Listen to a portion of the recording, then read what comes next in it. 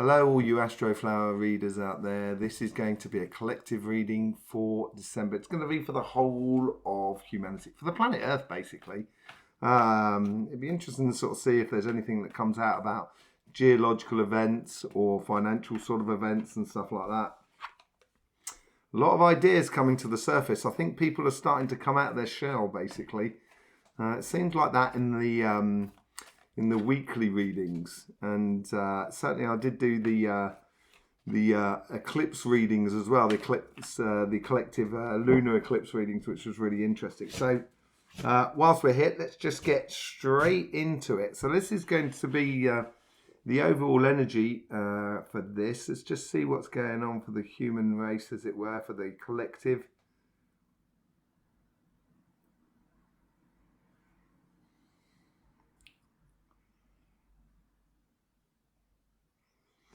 New shoots. It's definitely going to be a lot more. I think this plays into that card that popped out earlier on with ideas and stuff like that. And at the same time, to make room for the new ideas, if you imagine like a plant is growing up and it's gradually parting the earth above it in order for the leaves, the first shoots to reach sunlight. And it seems that way for the human race. So there's some things that need to die off. Things that we need to just let go of. And kind of going, yeah, that was interesting, but yeah, no, doesn't really figure anymore within our pathway going forward, basically. So, bit of a tower moment. That's right. That's, I think out of this tower moment it's going to rock a lot of people's boats. And I think it's going to rock a lot of people's boats that are in what some people describe as normie land. People who don't look further than just, the national news channels or whatever, and don't look within themselves, don't look at the environment, don't look at the energy that's around them and stuff like that. So I think there's a bit of a tower moment going in here. Let me just pull another card as well for the human factor. The human factor is walking away from those headaches. That's exactly what I said. I think there's going to be a lot of sort of things. We've got to be careful not to sort of get involved in the tantrums, and we've got to nurture that future. Yeah. So within the human world, within the social human world, I think we've just got to walk away from a lot of complications. From them in the material world. Now, this could be also finances. This could be technology. This could be also nature, sort of earthquakes and that sort of thing. Let's just see what's going on there. Yeah, I think this is that new shoots that I was talking about. And it's, for some, it's going to seem like a real tower moment. I think it's going to be a tower moment for these people here that they think they've won. They're kind of going, we won, yeah. And as the rest of the human race kind of goes, yeah, you won. Okay, let's continue on. All of a sudden, they're just going to be standing there shouting to themselves and realise that they're not going anywhere. And those people are going to need help. Yeah, those people are going to need help. The thing is, when people do open their eyes and realise what's going on around them, they need help to sort of steady themselves.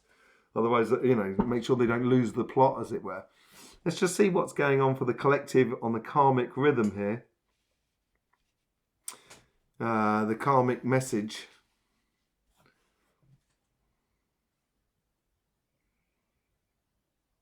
And this is for the relationship side. This is for the spiritual sort of side.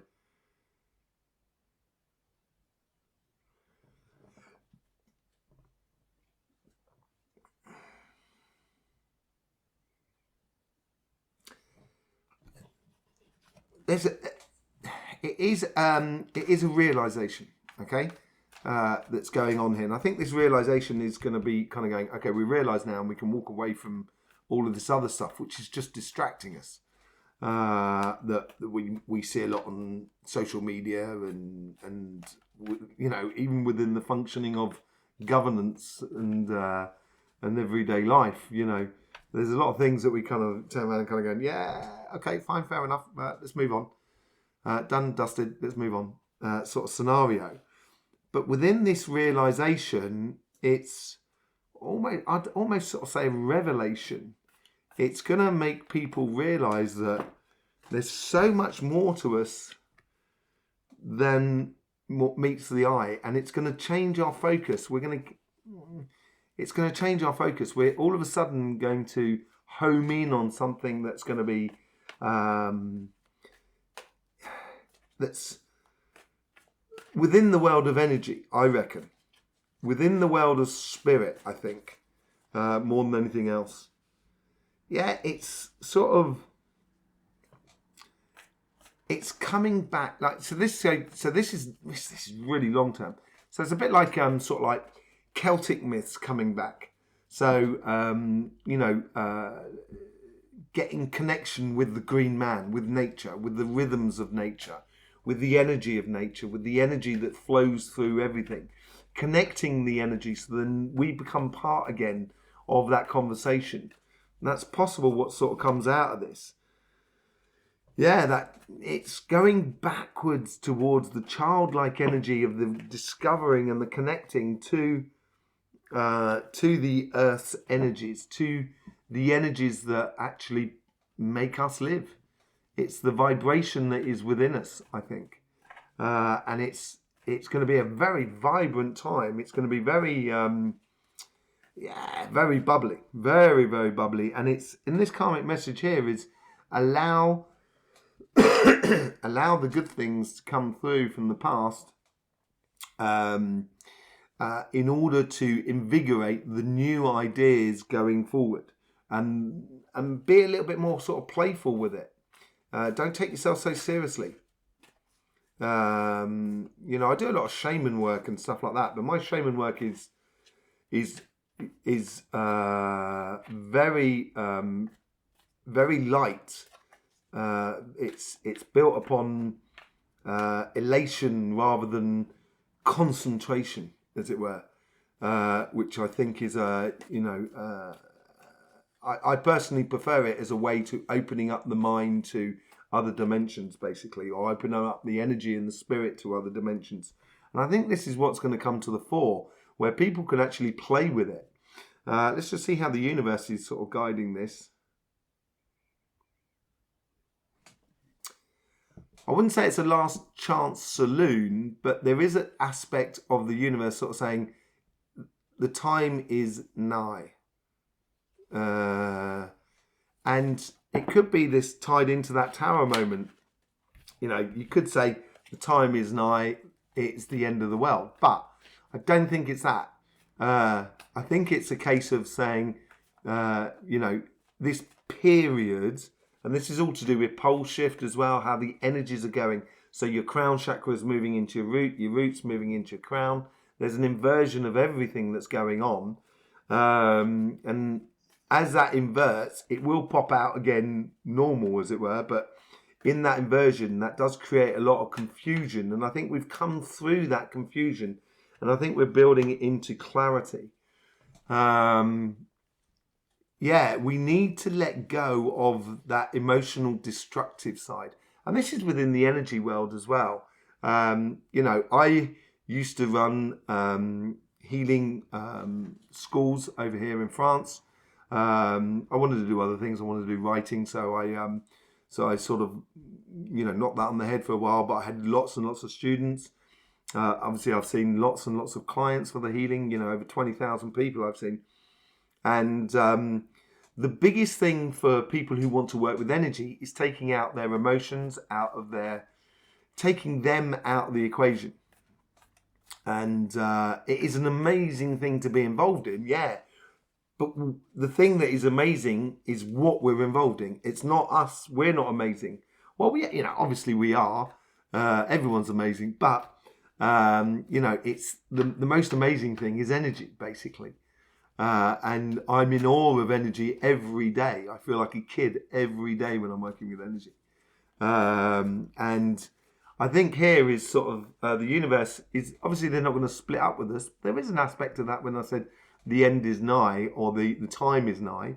You know, the universe is sort of saying, you know, now is the time to stand up and to be counted. Now is the time to connect to the energy and, you know, eliminate the illusions that we create around energy work and stuff like that. That's what it's talking about. So we can get down some very good clinical and practical work, basically, and really get this thing moving on. Let's just see how our ancestors are trying to guide, like, the overall coincidences, the connections between everyone.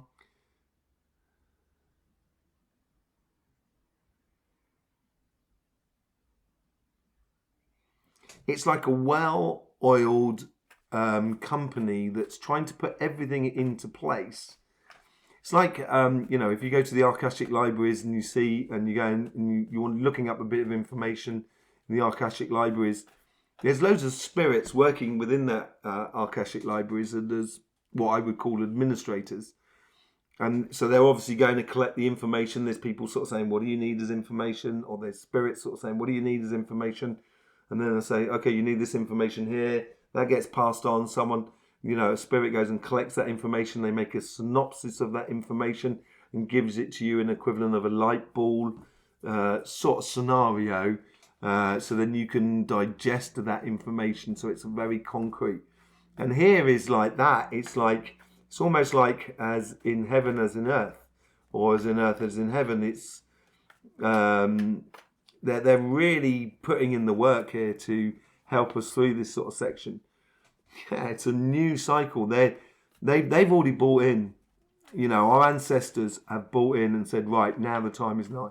We are working towards this. You spirits who happen to be down in the physical world, get on board. That's what they're sort of saying. And get on board within relationships, within your spirit. So, you know, it's taking out a lot of the ego in all of this. That's what's got to be taken out. It doesn't depend on one person. It doesn't depend on one spirit. It depends on all of us getting in rhythm, getting in harmony with one another, accepting the differences, because there is differences and there will always be differences. That's what the yin and yang is all about. That's what the spectrum of light is all about. But it does go full circle. Just being part of that full circle is really important, I think. What the world is all about. You know, it's starting there. They've already started the work. We've got a bit of a catch up down here on planet Earth. The spirits are incarnated at the moment. We need to get on board. Let's just see what's going on, how our ancestors are trying to influence the actual conversations that's going through us as individuals, or conversations that's physically coming out of us. So how the interaction physically between one another in an emotional sort of state or on a spiritual sort of state. They're in cahoots with the universe here. It's a two-pronged approach. They're sort of saying take out the emotions of it and being a little bit more concrete and practical about it. There's almost as if it's like ground rules. It's like quantum physics. You know, quantum physics, people have run away with that idea that you can just do anything, you can create anything. And that's not really how it works. If you look at, say, like the 1933 collective of scientists who defined quantum mechanics with Einstein and company, there was a gentleman there called Ohms who was stating the fact that if you do observe where the particles come from, you know where the particle is going to end up. So therefore, it's almost predictable rather than being random and free created, as it were. There is a certain sort of method or mechanic to the quantum mechanics, so we can use that magical thing. Okay, so if you smell something, that is quantum mechanics. Okay, so what happens is the particle goes in your nose. It goes between two electrical emitters. It could be like, if you like, imagine like two hairs. And as the particle goes between the two, an electrical current goes through the particle, it reads the particle, and then you get the receptor on the other end, which then feeds it up to the brain. And you say, oh, that smells like. But you don't actually take on board the smell. I know it sounds complicated, but it's a bit like that. And here is sort of saying we need to take out the illusions of energy that has been created over the last 20 years, the illusions of energy, so we can really use it. You know, so I think this is how the guides are trying to help us out here. Yes, look at that, 2 of Wands. It's all to do with planning, you know, real physical understanding here. And I think this is going to build in, it's going to be interesting to see what's happening on the physical side of life here. Once we do that, we can actually start stepping into working with energy properly and really working in a way that we're going to be able to open up doors that you'd only normally see in films and you know, superhero films in a way. I mean, you're not going to fly. This is the thing. You're not going to fly because you haven't got feathers like a bird. You know, you have to get on a wingsuit. I don't know if you've ever seen them where people jump out of planes and they got this thing and then they'll... It's brilliant. I'd love to do it. Wingsuit. So, you know, you need to do adapters to doing it. And that's what the energy is all about. It's alleviating some of the adapters that are just built on illusions.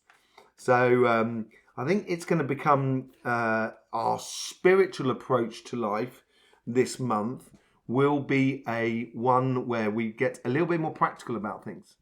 You know, say like baptizing, the idea of washing away, which is a very energetic thing to do. If you have like energetical complications within your life, you know, you have to do that baptizing moment. You need to wash away those complications, reinstall the normal or the standard model, as it were. And as you live your life, all of a sudden, you'll start to notice how you do things which are creating those complications. So it's a knock-on effect, but it's, you know, and it's understanding of how to use a baptism in a certain way, or just using your shower in a certain way. And you can do this as well with energy. And I teach this a lot in my workshops about energy.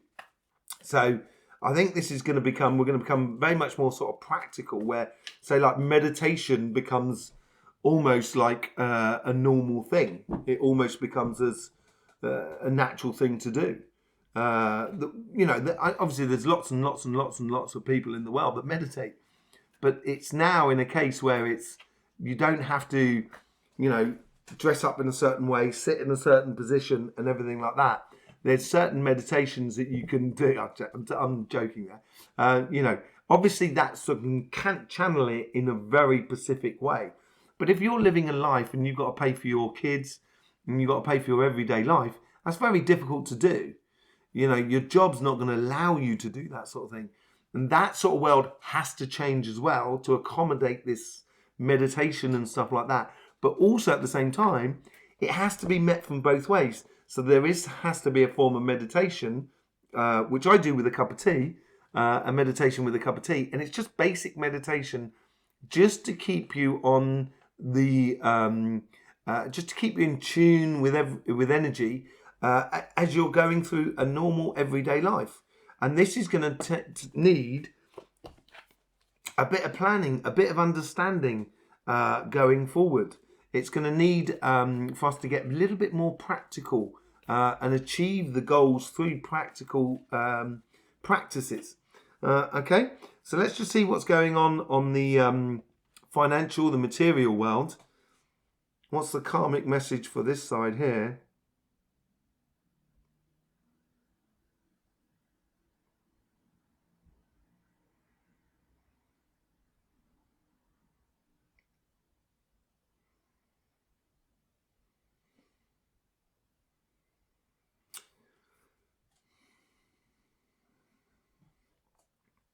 There's something to do with technology, of cutting corners with technology to make it go even faster.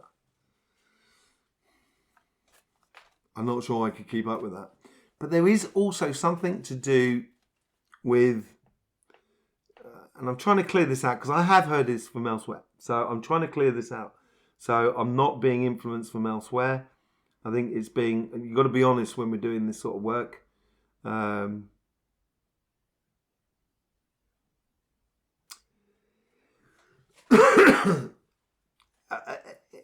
There seems to be like a volcano involved, and that's why I have heard from elsewhere, but and it was just in a conversation with a really good friend of mine,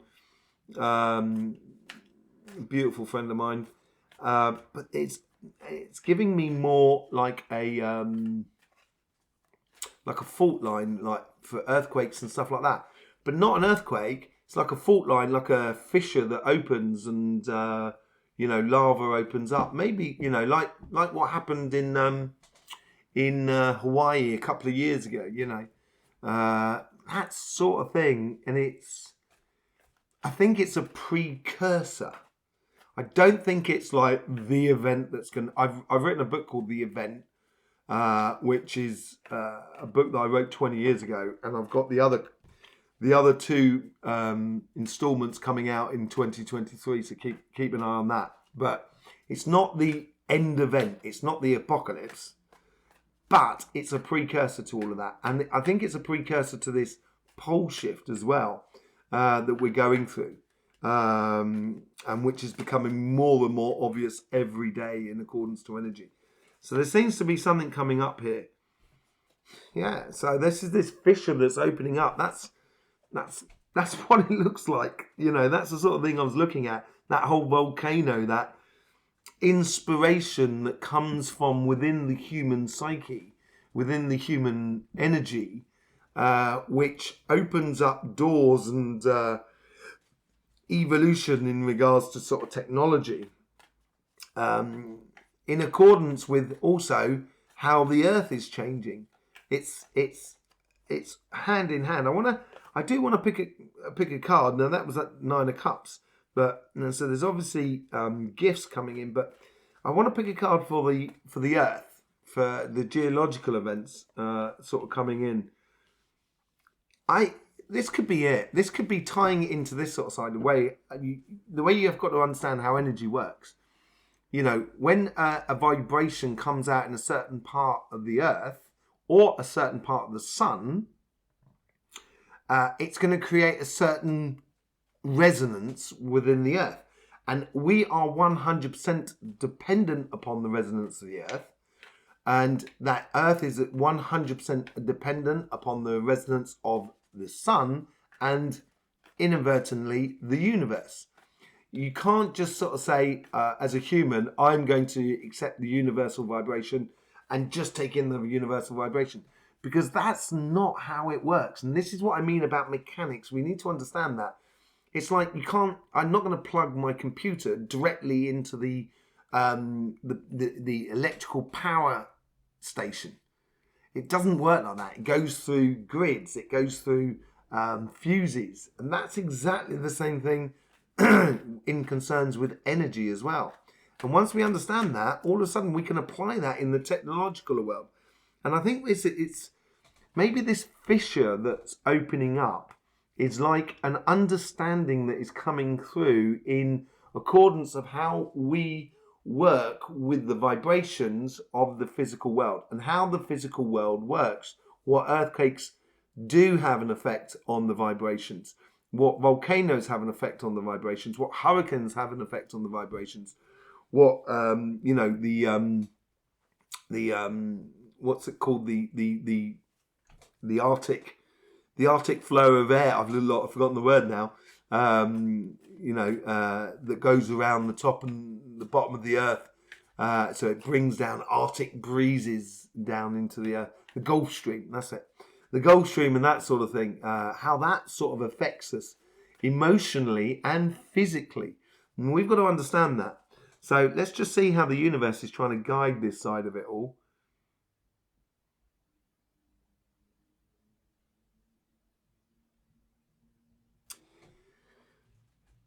whether you like it or not, it's going to happen. Whether we like it or not, it's going to happen. And if we keep distracting ourselves on the material side of life, if we distract ourselves constantly, we're not going to see it coming, and we're not going to be in a position to benefit from these changes. And it will be more destructive. It will be more, that's what the Tower thing's all about. It will be more destructive than beneficial. The universe is connecting the sun and the earth into the universal system. So basically, if you imagine there's the center of the universe in the back of my hand, it does like a disc. It's what we call the galactic plane, and that galactic plane goes like that. And where my thumb here is like the earth, and as it does, it goes through the galactic plane like a snake. So it gradually goes up and down through that over thousands of years. And we're in this process of going through that galactic plane. That's what we're moving into now. And that is connecting us, connecting our hard drives directly into the vibrational energies. And that's what's creating the pole shift. Because we're moving from the negative or the southern vibration of the galactic plane into the northern or positive vibration of the galactic plane. And that makes our vibration of the sun a little bit topsy-turvy. It makes for solar flashes and that sort of thing. I don't think that's coming up, not in this month anyway. But it also sort of inverts the Earth's energy, and invertedly, it inverts our energy. And it will invert our technology energy as well.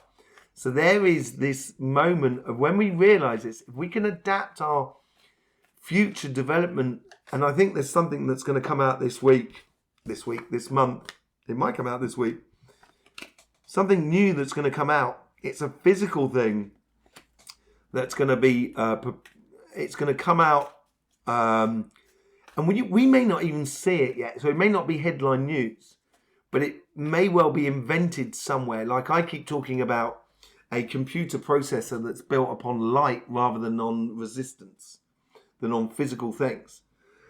I'm working on that at the moment, and there's a lot of things coming out on Cymatic TV from Christmas onwards, and on this channel here as well. So keep yourself posted on this channel, because after Christmas it's gonna be amazing. I'm so looking forward to it. We're doing some really good work, doing some very good work. I'm going to be doing some really good work with a friend of mine called Michael, who's an amazing artist. So watch this space. But that's the sort of thing that's sort of, in order to adjust to this new vibration that's changing, this new paradigm that we are in, whether you like it or not, we need a technology that is adapted to that as well. Let's just see how the ancestors are sort of doing this. Okay, it's like they're showing me like a combustion engine and moving on to a light engine. An engine driven by light.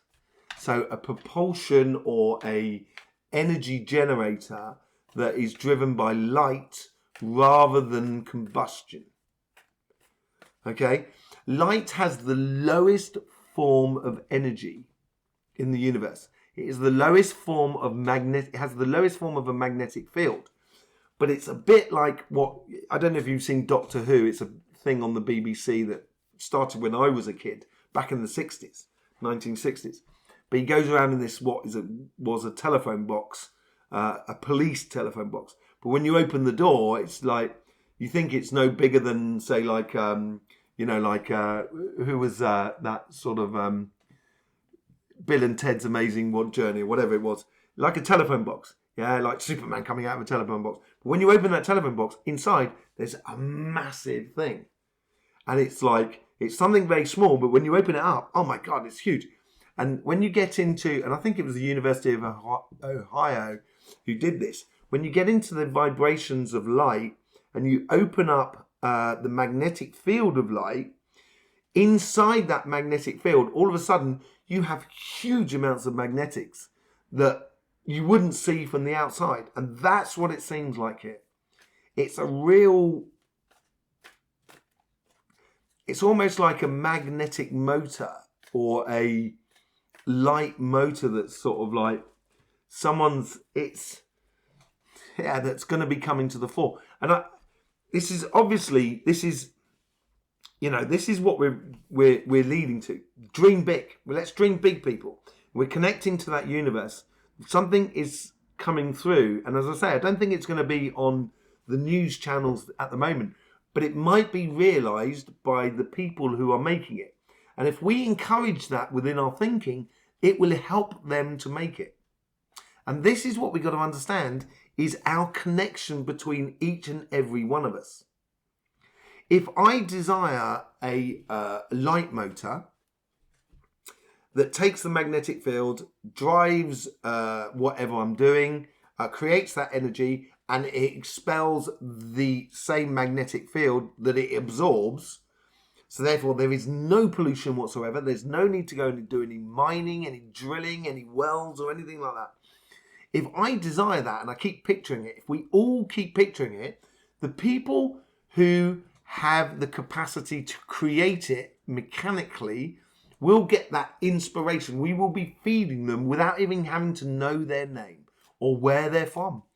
But the human race has to grow up and allow these sort of technologies to come through. So we stop trying to own everything. We need to connect between all of us. So, and I think that's what that Three of Cups is all about. Let's just see how the guides are trying to influence the conversation within us, or the interaction, or the world's interaction on the material front, on a very communicative way on the physical level.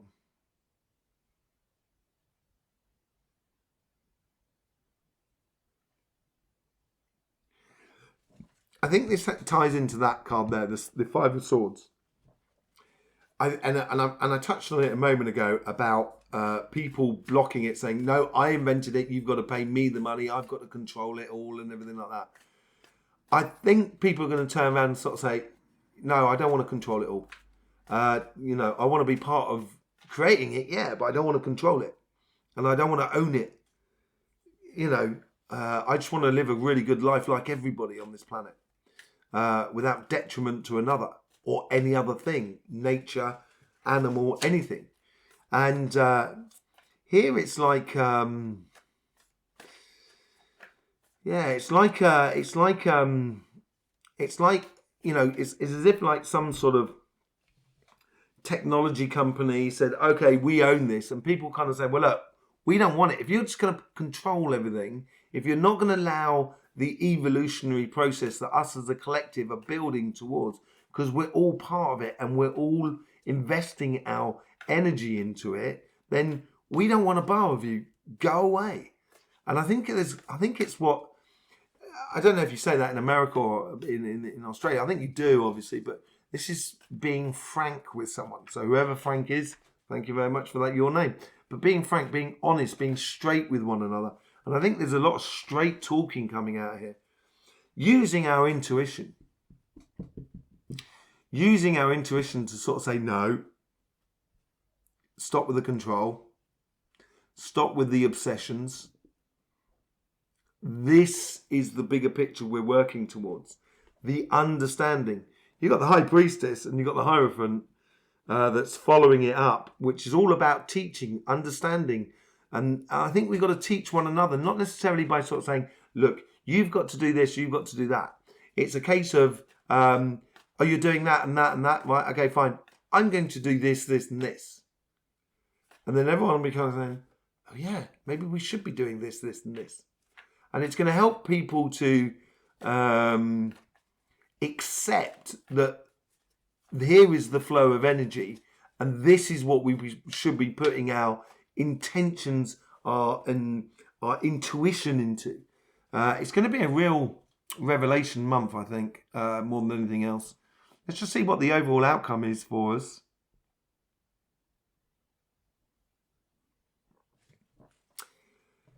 hive of activity starting in 2023. And I think that hive of activity is, we're looking at March, April. I think that comes into the next set of eclipse seasons as well.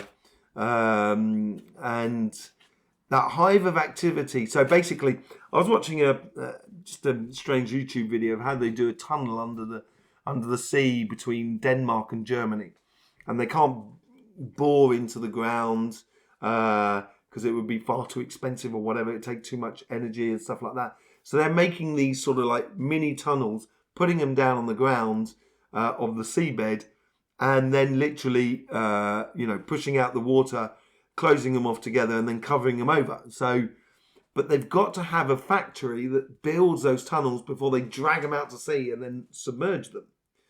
And this is that hive of activity. The hive of activity is creating that factory that is going to create those tunnels in order for us to go from one place to another under the sea.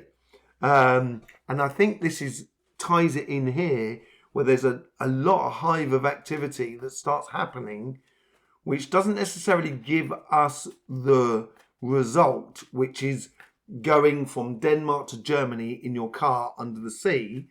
It's what it's doing is creating the mechanics which allows the tunnel to be created, so we can in the future drive under the sea from one side to the other. Very interesting. And it's going to be a collective. It's almost like it's a collective dream.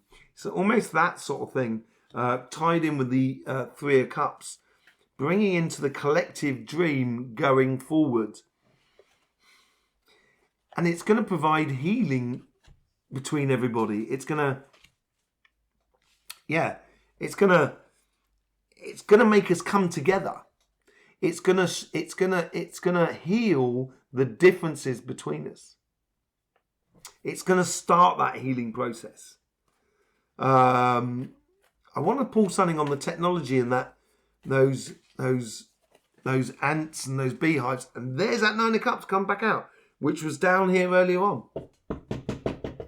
The possibilities are there. It's phenomenal offering of peace and harmony between nations, between between tribes, between everything. I'm gonna say I can't resist. I've got to push it a little bit further. What's the pushing on after that? Going on after that? It's unseen. I think it depends upon us. There's a definite rhythm here to get into, and we've got to go through it. We've got to shore it up together in order to open up the unforeseen possibilities, those dreams of tomorrow. So there you go, the collective Astroflower. I hope you did enjoy that. I did enjoy that as well. I hope it sort of like gives everybody a good, clear vision that you can start applying into your everyday life. I will be doing a timestamp monthly reading for every sort of sign. That will be coming out on Monday night, just after this reading. And obviously, it will help you to sort of see how you can position yourself at your level. Everyone's got to do it out at your own level to help out and get this thing moving on. And it's going to be absolutely fantastic. So in the meantime, the Astroflower readers, or everybody out there, thank you very much for your support on this channel over the last year. It's been absolutely brilliant. It's been a great adventure. I've enjoyed every step of it. Some of it's been really hard as well. But it's been amazing to be part of it. And I'm glad you're part of it as well. So I do thank you very much. And don't forget, no matter what happens, even when it is difficulty, life should be fun. So please do enjoy.